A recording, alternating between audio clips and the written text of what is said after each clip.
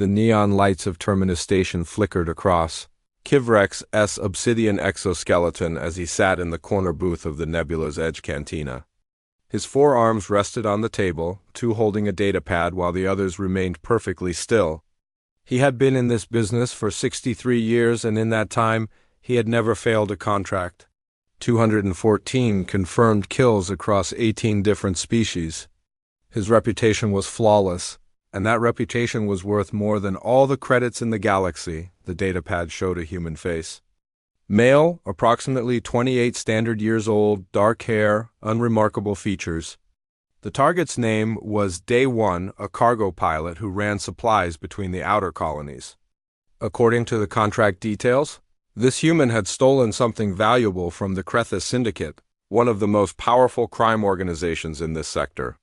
The payment was substantial, enough to retire on if Kevrex wanted to. But he never thought about retiring. Killing was what he did. It was what he was. Kivrex studied the biological data on humans. They were a relatively new species to the galactic community, having joined the Council only 83 years ago. Small creatures, barely 2 meters tall at most. No natural armor, no claws, no venomous capabilities. Their muscle density was moderate at best, and their sensory range was limited compared to most spacefaring species. They lived short lives, barely 100 years if they were lucky. Everything about them screamed fragile. He scrolled through the medical files. Single heart, 2 lungs, 1 liver, simple. Most species he hunted had redundant organs, backup systems that made them harder to kill. Humans had none of that. A single strike with his neural toxin blade would drop this Day One in seconds. The job would be clean, quick, and professional. Just like all the others across the station, Day One secured the last cargo container in the hold of his ship, the Morning Star. It was a small vessel, built for speed and efficiency rather than comfort. He had bought it 5 years ago with his military severance pay after leaving the Korean Defense Fleet. Being a cargo pilot was boring compared to his time in the service, but it was honest work. And it kept him and his sister fed. Yuna appeared at the top of the cargo ramp, her datapad in hand. She was 24, 4 years younger than Day One, and she handled all the communications and logistics for their small operation. Her dark hair was pulled back in a practical ponytail, and she wore the same tired expression she always had after a long day of dealing with station bureaucracy. "We're cleared for departure in 2 hours, she said, walking down the ramp to join him. Haven's Rest is expecting us in 4 days. Standard supply run, nothing complicated. Day One nodded and sealed the cargo hold. Good, I'm ready to get off this station. The air recyclers here smell like sulfur. Yuna laughed. That's because half the population breathes sulfur. You'd think you'd be used to alien atmospheres by now. I don't think I'll ever get used to it, Day One replied with a smile. Come on, let's grab something to eat before we head out. Real food, not those protein packs we have on the ship. They walked through the busy corridors of Terminus Station together, weaving between dozens of different alien species. The station was neutral territory, a place where anyone could conduct business without fear of council interference. That made it popular with traders, smugglers, and people like Day One who just wanted to make a living without too many questions. Back in the cantina, Kivrex received a priority message on his datapad. The text was brief and came from an encrypted source. It was from Council Arbiter Thelmos, a Valerian official he had dealt with before on legal matters. The message made him pause. Kivrex, I have learned of your contract. I strongly advise you to release it. Return the payment. Choose another job. You do not understand what you are hunting. This is not a threat. This is a warning from someone who has worked with humans. Please reconsider. Kivrex read the message twice, then deleted it. Thelmos was old, probably losing his edge. A warning about a human? It was absurd. He had killed Krellian warriors who could tear through steel plating. He had eliminated Threscan assassins who could become invisible. He had hunted Vexorian hive minds that could coordinate dozens of bodies simultaneously. And Thelmos thought he should be worried about a small, weak, short-lived human? His pride made the decision for him. He would take the contract. He would complete it. And then he would send Thelmos a message showing him how wrong he had been.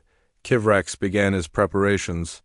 He pulled up the target's travel records and found that Day 1 would be heading to Haven's Rest, a mining colony on the edge of Council space. Perfect. Frontier colonies. Had minimal security and plenty of places to stage an ambush. He booked passage on a fast transport that would get him there ahead of the morning star dot. As he packed his equipment, he felt a small tickle of curiosity.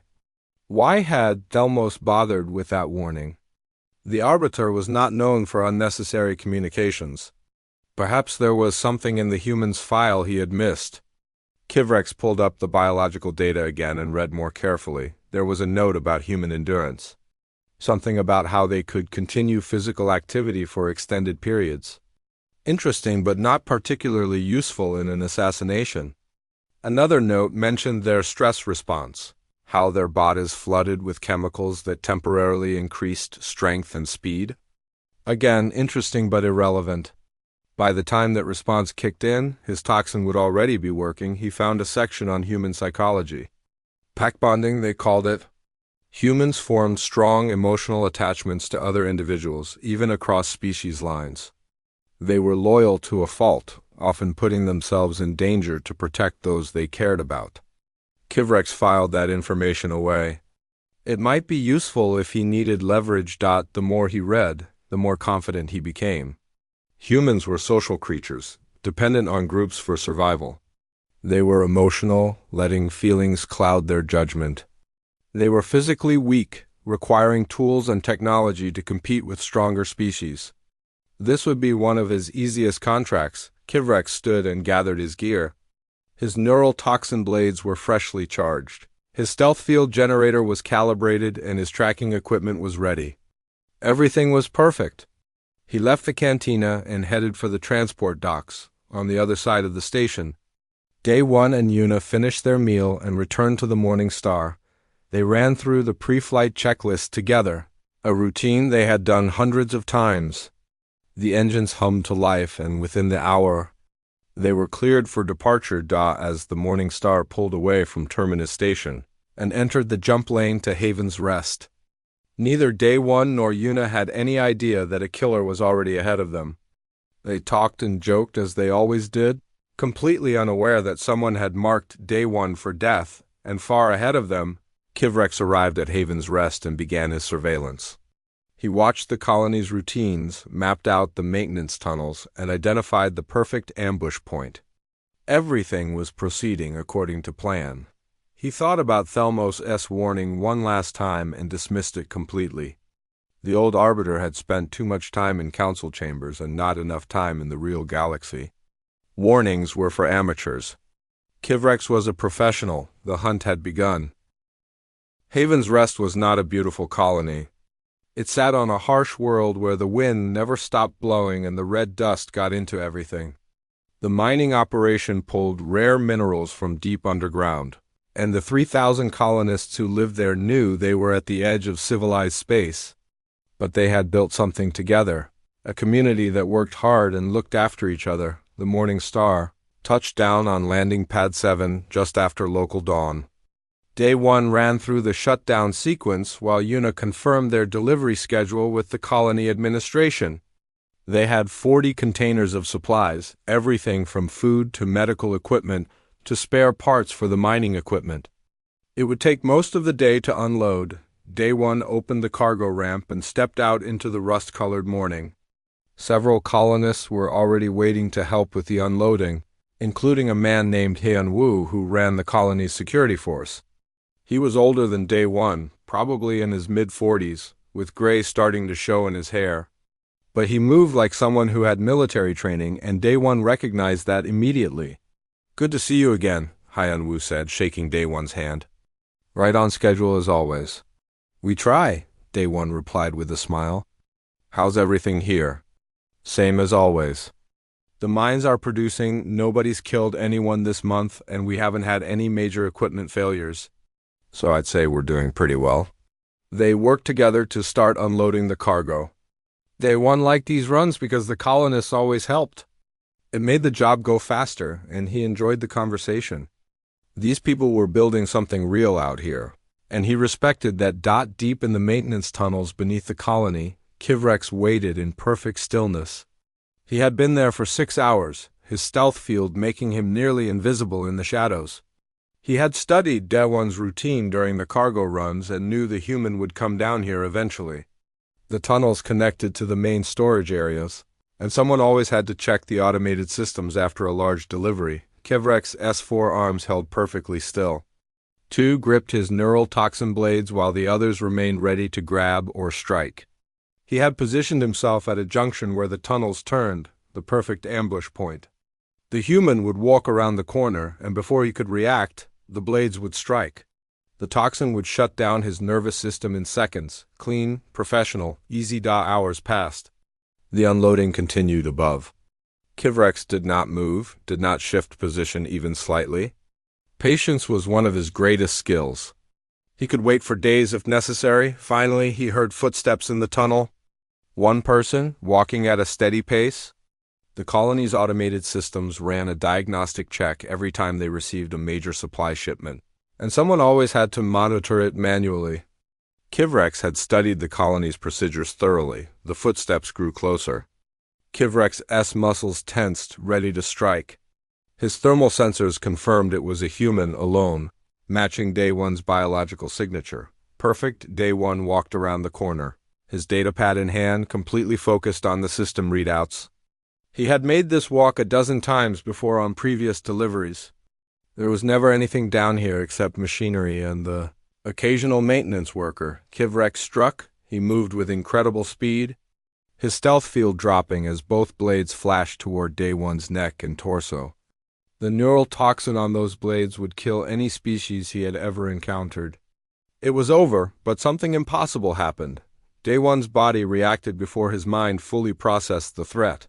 Years of military training, muscle memory drilled into him during countless hours of combat exercises, took control. He twisted sideways with shocking speed, and the blade aimed at his neck missed by centimeters. The second blade caught him across the ribs, but his movement turned what should have been a fatal strike into a glancing blow. The toxin entered his bloodstream. Kivrex saw the human's eyes go wide with pain and shock. Good, it was done. The target would collapse in 5 seconds. Maybe 10 at most, but Daewon did not collapse. He stumbled backward, his hand going to the wound on his side. His face showed pain, terrible pain, but his eyes were still focused, still aware. He looked at Kivrex and made a decision that shocked the assassin completely. He did not run. He attacked. Daewon grabbed a heavy wrench from a nearby maintenance rack and swung it at Kivrex's head. The assassin blocked easily with one arm, but he was so surprised by the action that his counterstrike was slow. How was this human still moving? The toxin should have paralyzed him by now. Yuna! Daewon shouted, his voice strained with pain. Intruder! Tunnels! Kivrex struck again, this time aiming to finish the job quickly. But Daewon kept moving, kept dodging, using the tunnel walls and equipment as obstacles. He was terrified. Kivrex could see that clearly, but the terror was not stopping him. He was fighting through it. The human's breathing was labored now. Blood seeped through his shirt from the wound. The toxin was working, but far too slowly. Daewon's liver was processing the poison at a rate Kivrex had never seen before. Human biology was apparently more aggressive than the files suggested. Daewon swung the wrench again, and this time he connected with Kivrex's shoulder. It was not a powerful blow. The human was weakening. But it was accurate, deliberate. This target was fighting with intelligence. Using what strength he had left efficiently above them, alarms began to sound throughout the colony. Yuna had heard her brother's warning and immediately alerted security. Kivrex heard footsteps coming from multiple directions. Humans were responding quickly, working together. The ambush had become a trap for him. He made a tactical decision and retreated. His stealth field flickered back to life as he moved deeper into the tunnels, away from the approaching colonists. He needed to reassess. This was not supposed to happen. Haiyan Wu and 3 other colonists found Daewon leaning against the tunnel wall, the wrench still in his hand. His face was pale and he was shaking. But he was conscious and alive. Medical emergency, Tunnel Junction 7, Hyan-Woo spoke into his communicator. Then he looked at Day 1. What happened? Something attacked me, Day 1 said through gritted teeth. 4 arms blades moved too fast. He slid down the wall to sit on the floor. I think it poisoned me. Feels wrong. Yuna arrived running, her face white with fear. She dropped to her knees next to her brother. Day 1. Stay with me. Medical is coming. I'm okay, he said, though clearly he was not. It ran when you sounded the alarm. The medical team arrived with a stretcher and immediately began scanning Day 1. The lead physician was a Kreeth, a species with multiple limbs and extensive medical knowledge. Her sensors swept over the human, and her expression showed confusion. There is a neurotoxin in your system, she said. A very powerful one. You should not be conscious. You should not be alive. She looked at her medical team. His liver is metabolizing the toxin at an extremely aggressive rate. I have never seen anything like this. Human biology is apparently more resilient than our databases indicated. They lifted Day 1 onto the stretcher, and Yuna held his hand as they carried him toward the medical center. Han-Woo stayed behind with his security team, examining the tunnel junction. He found traces of blood on the floor, some human, some not. The attacker had been injured too. Lock down the colony, Han-Woo ordered. Nobody in or out until we find whatever attacked Day 1. And get me every piece of surveillance footage we have.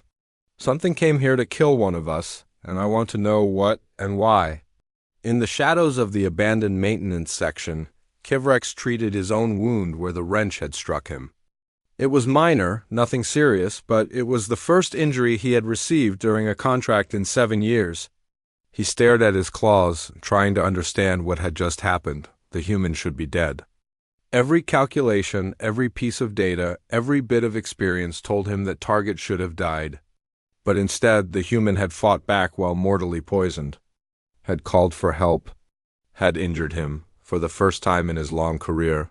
Kivrex felt something he had not experienced in decades, uncertainty, and beneath that, something even more unusual, a small trace of fear.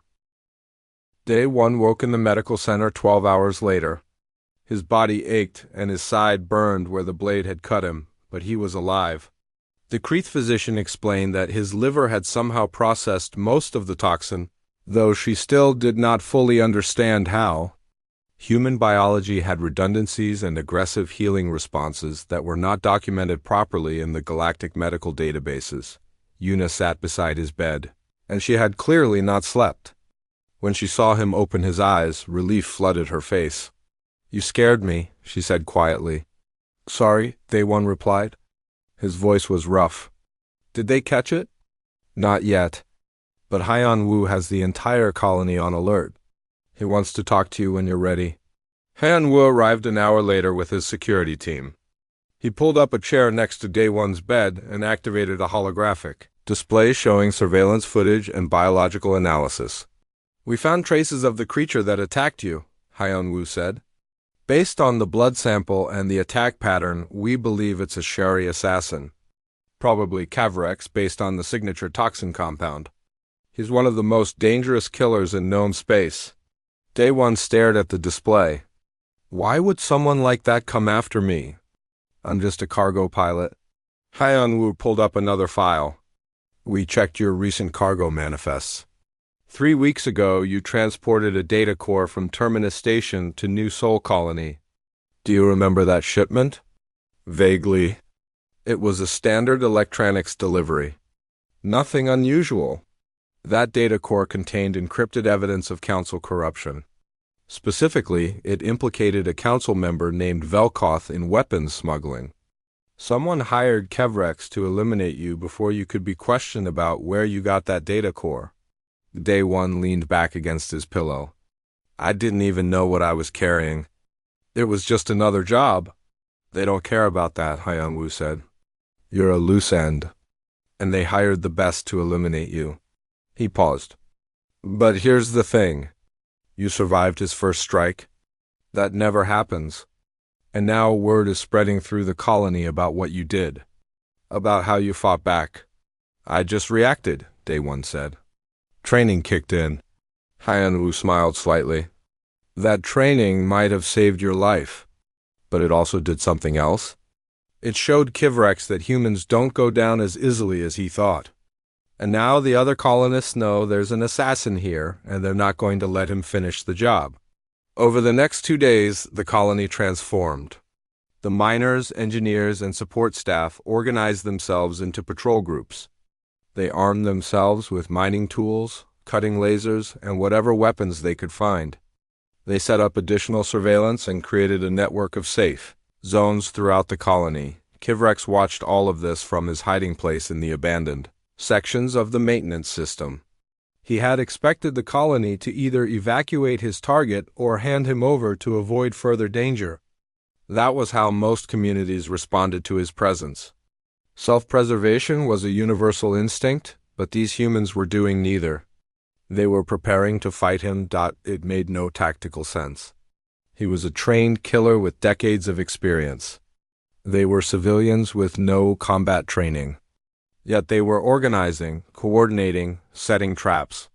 They were protecting Day One as if he were the most important person in the galaxy. Kivrex accessed the galactic networks and began researching human behavior more deeply. He found military histories, anthropological studies, and sociological analyses.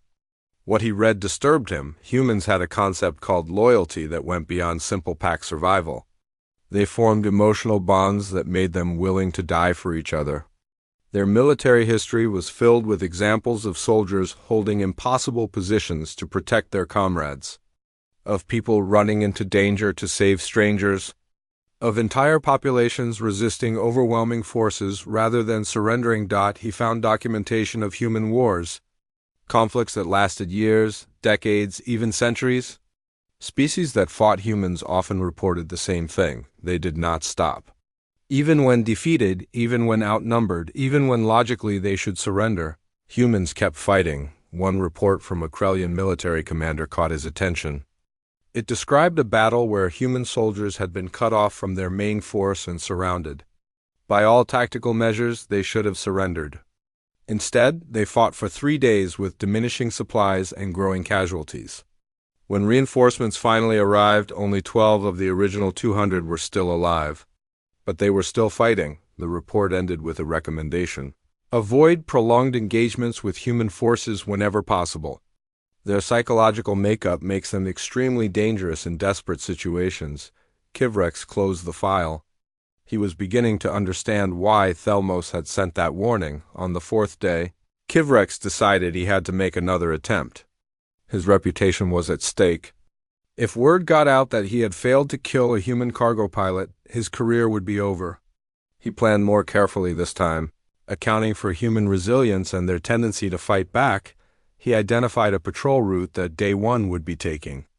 The human was recovering but insisted on helping with colony security. Kivrex would strike during a shift change when Day One would be momentarily alone, but when he reached the ambush point, he found it was a trap. Hyanwu and 6 other colonists were waiting. They had anticipated his move, probably by analyzing his previous attack pattern. They had set up motion sensors and had weapons ready. "We know you're here," Hyanwu called out into the shadows. "We know what you are and what you were hired to do. Leave now, or we will hunt you through every tunnel in this colony until we find you." Kivrex remained hidden, assessing his options. 7 humans armed with improvised weapons. He could probably kill 3 or 4 before the others overwhelmed him. But there was a real chance they would get him. These were not the frightened civilians he had expected. One of the colonists, a young woman with mining experience, spoke next. "You picked the wrong species, assassin. We're not like the others you've killed. We don't run. We don't abandon our own. And we really don't like bullies." For the first time in his career, Kivrex retreated from a confrontation without striking. He moved through the tunnels away from the patrol, his mind racing. This situation had become untenable. He was being hunted in his own hunting ground. That night, Kivrex accessed his ship's computer and reviewed his options. He could abandon the contract, but that would destroy his reputation anyway. He could call for backup, but no other assassin would work with him after a failure like this. Or he could continue and risk being killed by a group of human civilians. He pulled up biological data on humans again, focusing on their evolution. What he found made his blood run cold. Humans had evolved as persistence hunters. On their homeworld, they had hunted prey by simply following it until the animal collapsed from exhaustion. Humans did not have the speed or strength of their prey, but they had stamina. They could keep going when other creatures had to rest. They were the predators that never stopped following. The galaxy had dozens of ambush predators, species that struck hard and fast. It had pack hunters that used coordination and tactics. But humans were something different. They were endurance predators that combined pack hunting with an ability to simply outlast their targets, and now, Kivrex understood his situation with perfect clarity. He was not the hunter anymore. He was the prey. And these humans were going to keep coming until one of them went down. He sent an encrypted message to his handler, Krillax. The contract is more complicated than anticipated. The target has colony support. Will complete job, but require additional time. The response came back within minutes. Your reputation is suffering. Complete quickly or withdraw. Other clients are noticing. Kivrex deleted the message and sat in the darkness of his hiding place. For 63 years he had been the galaxy's perfect killer. And now he was trapped in a mining colony, being hunted by creatures that should have been easy prey. He checked his supplies. Enough food for another week. Ammunition and toxins were still adequate, but time was working against him. The longer this took, the more organized the humans would become, and his arm injury, though minor, was not healing as quickly as it should. The stress was affecting his body. Far above, in the medical center, Day One was recovering faster than expected. The human healing response, that aggressive biological system that had saved him from the toxin, was also repairing his wound at an accelerated rate. He was already walking, already planning. He'll try again, Day One told Hyanwu. His pride won't let him quit. Then we'll be ready, Hyanwu replied. We've got 300 people watching every corner of this colony. He can't hide forever. Yuna joined them, her datapad showing communication logs. I've been in contact with Council Arbiter Thelmos. He wants to help. Says he warned Kivrex this would happen. Day One looked at his sister. What else did he say? He said that older species in the galaxy know something about humans that the newer species haven't learned yet. He wouldn't tell me what, but he said we should trust our instincts. She paused. He also said that Kivrex is probably more frightened than he's ever been in his life. In the darkness below, Kivrex cleaned his weapons and tried to form a new plan. But for the first time in his career, he could not see a clear path to victory. News of Kivrex's failure spread through the underground networks faster than he could have imagined. Other assassins, bounty hunters, and contract killers across the galaxy heard the story, and many of them found it amusing. The legendary Kivrex, brought to a standstill by a human cargo pilot, and a mining colony full of civilians. Some laughed. Others wondered if the story was exaggerated, but those who had encountered humans before did not laugh. They knew, on a station 3 systems away. Day One's old friend Jiwoo received a message from Yuna. Jiwoo was an information broker, someone who traded in data and secrets. She had connections throughout the galaxy and had helped Day One more than once over the years. When she heard what was happening at Haven's Rest, she immediately began digging. Jiwoo was skilled at following digital trails. Within 2 days, she had traced the contract on Day One back through 3 intermediaries to its source. A council member named Velkoth, just as Hyanwu had suspected. But more importantly, she found the data core that had started everything. The evidence was damning. Velkoth had been selling restricted weapons to fringe groups for over a decade. And the proof was all there in encrypted files that Day One had unknowingly transported. She sent everything to Yuna with a message. This is what you need. But be careful. Velkoth has powerful friends. At Haven's Rest, the colony had settled into a routine. Patrols ran constantly. No one traveled alone. The mining operations continued, but everyone was armed and alert. They had turned their home into a fortress, and Kivrex was trapped inside it with them. Day one had recovered enough to join the patrols. His wounds still hurt, but the human healing response that had saved him from the toxin was also repairing the tissue damage. The Kreeth physician was fascinated and had sent detailed reports to the Galactic Medical Council about human regenerative capabilities on his patrol. Day one often thought about the assassin hiding somewhere in the colony. He tried to imagine what Kivrex was thinking, what he was planning. In the military, they had taught him to understand his enemy. What motivated them, what they feared, what they wanted. Kivrex wanted to complete his contract. He needed it for his reputation, but he was also trapped and probably running low on supplies. Time was on the colony side. Meanwhile, Kivrex was indeed struggling. His food supplies were nearly exhausted. His stealth generator was malfunctioning from overuse. And worst of all, his confidence was shattered. He had spent 6 decades believing he was the apex predator of the galaxy. Now he was learning he had been wrong. He accessed the galactic networks again, this time looking specifically for other assassins who had taken contracts on humans. He found 7 documented cases. 5 of those assassins were dead. 1 had disappeared and was presumed dead. The last one had survived, but retired immediately afterward.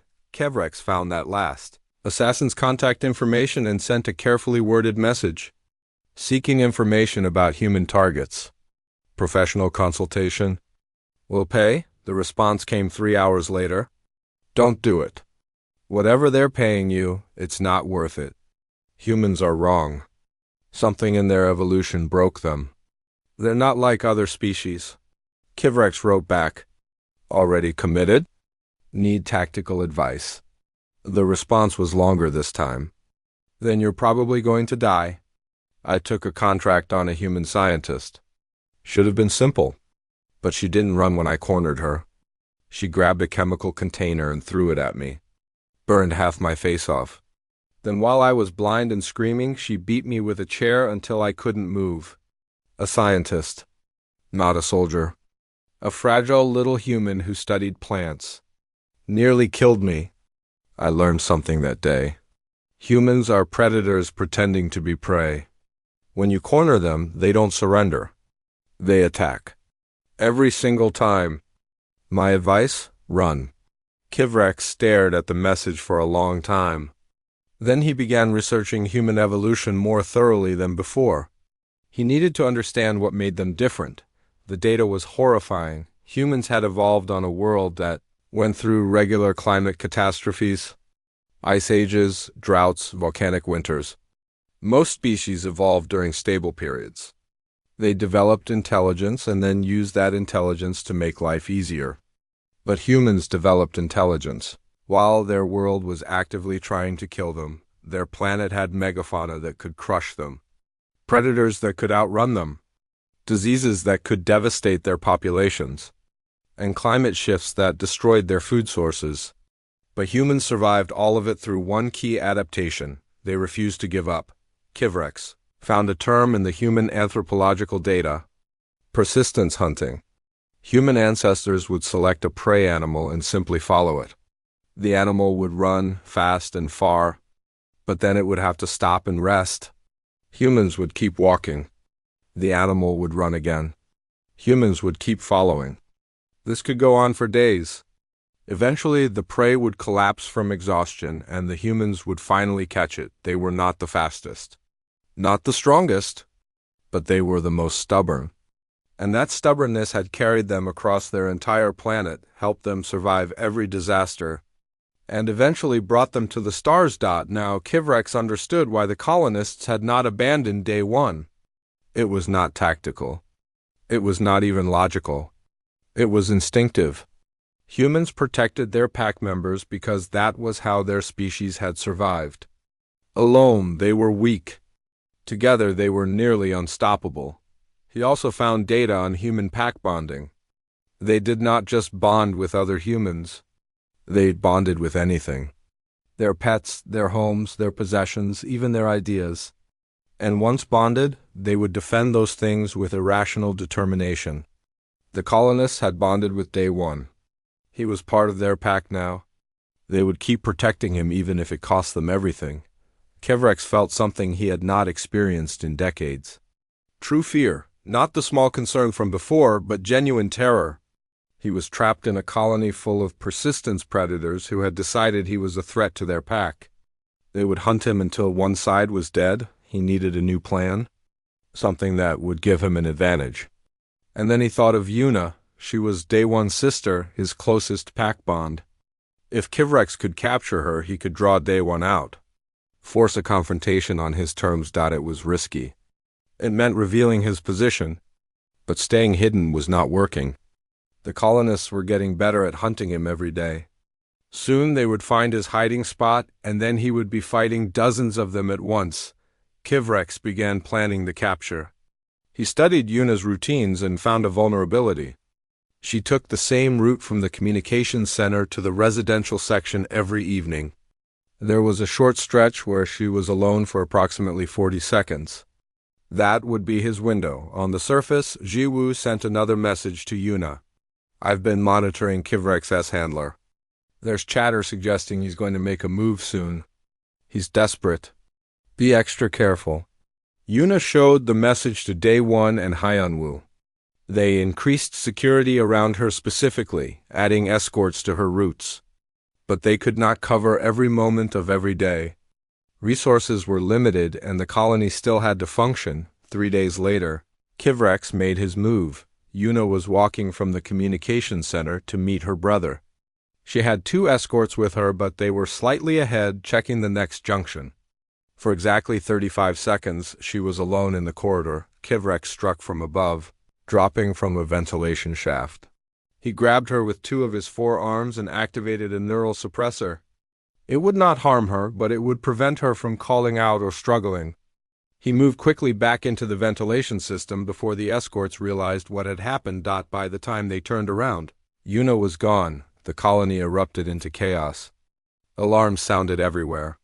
Every available person began searching. But Kivrex had planned his route carefully. He moved through sections of the maintenance system that the colonists had not yet secured, taking Yuna to an abandoned storage facility far from the main colony areas. He set her down and removed the neural suppressor. She woke slowly, groggy, and disoriented. When she saw Kivrex standing over her, fear flashed across her face. But like her brother, she did not panic.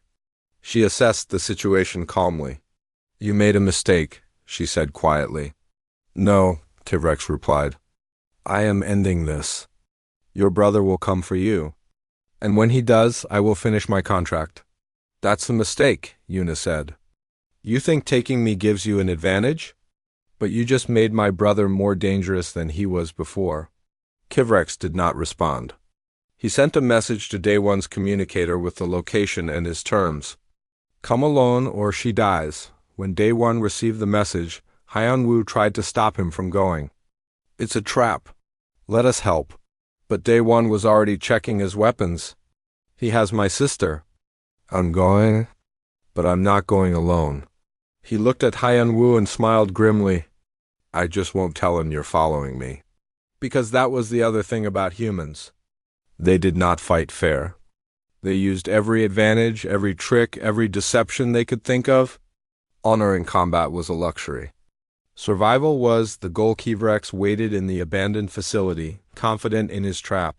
He had the high ground, multiple escape routes, and Yuna as leverage. Everything was positioned perfectly. What he did not know was that 15 colonists were moving into position around the facility. Hyunwoo had them split into 3 teams, covering all the exits. The abandoned storage facility was dark except for a few emergency lights that cast long shadows across the empty containers and machinery. Kivrex watched from his elevated position as Day One stood in the center of the open space. Apparently alone and vulnerable, perfect. Your sister's life depends on your cooperation, Kivrex said from the shadows. Tell me who gave you the data core.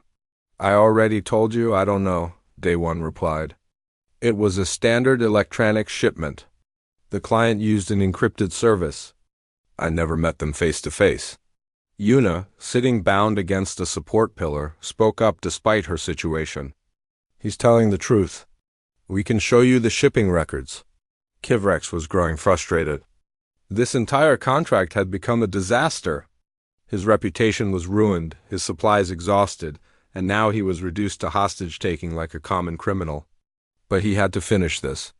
If he let them go, everything he had built over 63 years would be destroyed.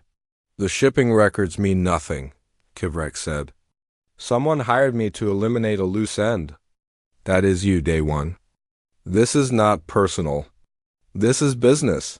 Funny thing about that, Hyun-woo's voice echoed from the opposite side of the facility. We made it personal when you tried to kill one of ours. Kivrex spun, searching for the source of the voice. His thermal sensors detected multiple heat signatures. They were surrounding the building. His trap had become theirs.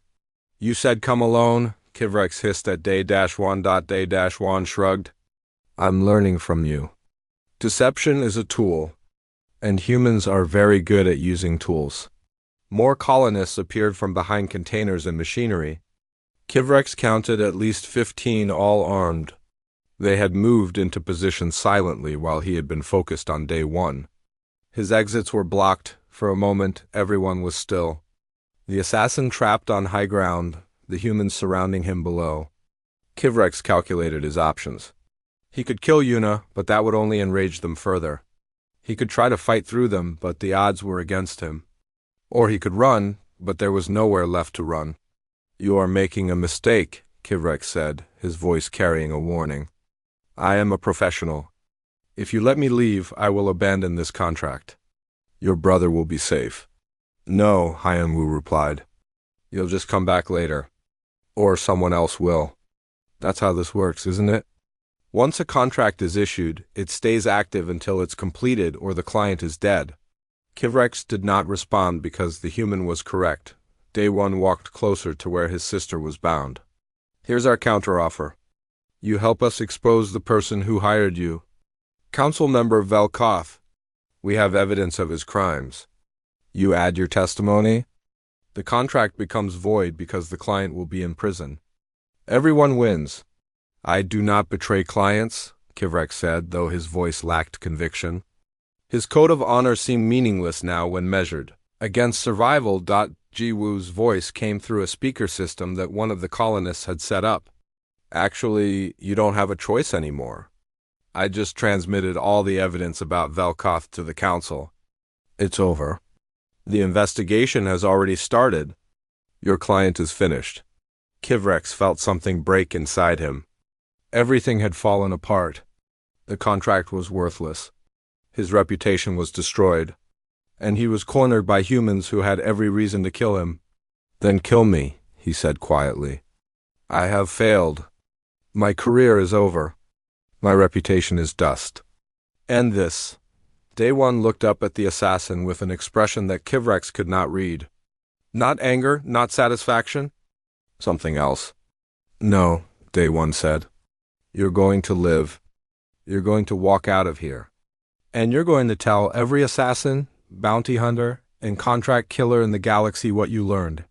And what did I learn? Kivrex asked bitterly. That humans don't stop, Hyun-woo answered. You hit us, we get back up. You poison us, our bodies fight through it. You corner us, we attack. You hunt us, we hunt you back. We're not the strongest species or the fastest or the smartest, but we are the most stubborn, and that makes us dangerous. One of the colonists, a young woman named Mina who worked in the mines, stepped forward. You thought taking Yuna would give you power over Day One? But all you did was make him fight harder. That's what we do. When you threaten our family, our friends, our pack, we become something you can't beat with toxins or blades or ambush. We become relentless. Kivrex slowly climbed down from his elevated position. His weapons were still in his hands, but he made no move to use them. He walked toward Yuna and cut her bonds with one blade. She stood, rubbing her wrists, and immediately went to her brother's side. I don't understand you, Kivrex said, looking at all the humans surrounding him. I tried to kill you.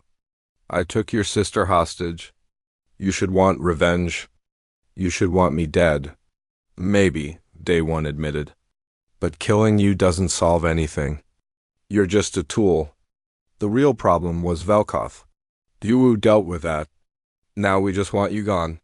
Kivrex looked around at all of them. Miners, engineers, support staff.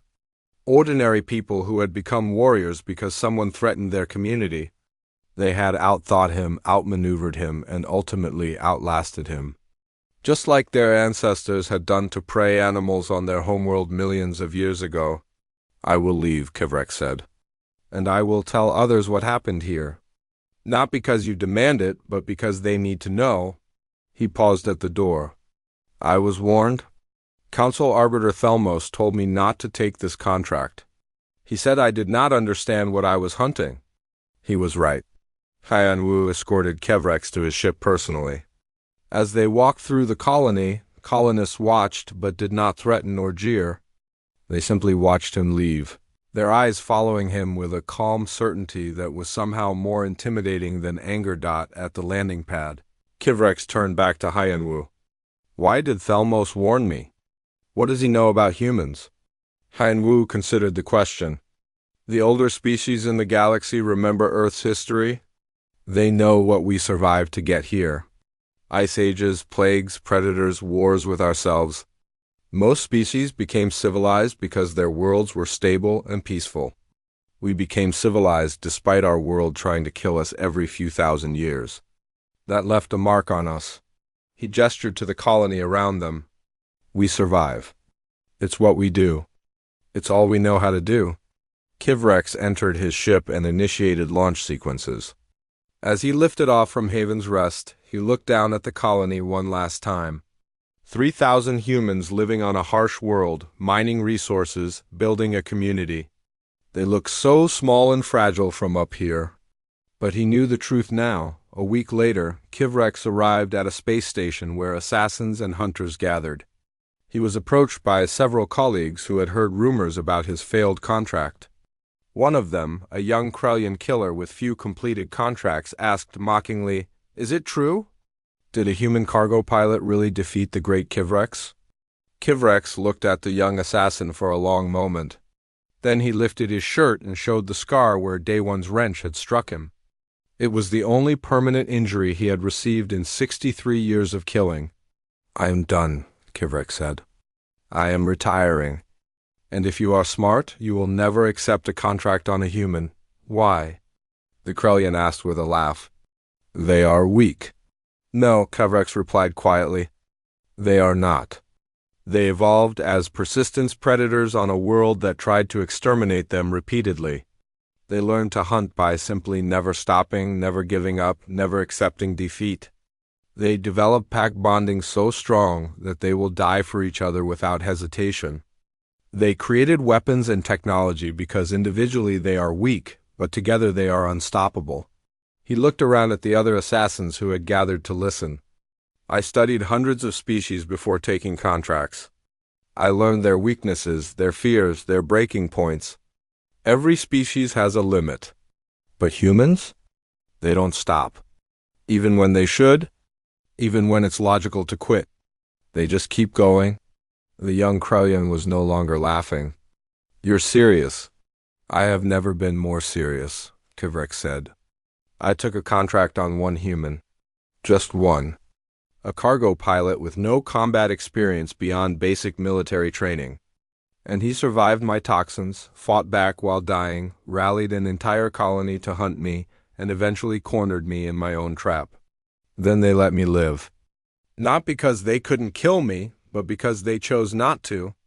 That choice was somehow more terrifying than if they had killed me, because it showed they were in control the entire time." Word of Kevrex's retirement spread quickly through the underworld. The legendary assassin who had never failed a contract had been defeated by a human and walked away from the only life he had ever known. Some said he was exaggerating. Others believed every word. On Haven's Rest, life returned to normal. Day One and Yuna resumed their cargo operations. The evidence against Velkoth led to his arrest and the exposure of a major corruption network within the Council. Several reforms were implemented, and security was tightened around data handling. Day 1 received a message from Council Arbiter Thelmos. It read, "I am glad you survived. I tried to warn Kivrex, but pride is a powerful force. Perhaps now he understands what the older species have known for decades. Humans are not dangerous because you are strong. You are dangerous because you do not know how to quit. That trait has made you one of the most concerning species in the galaxy. But it has also made you some of our best allies.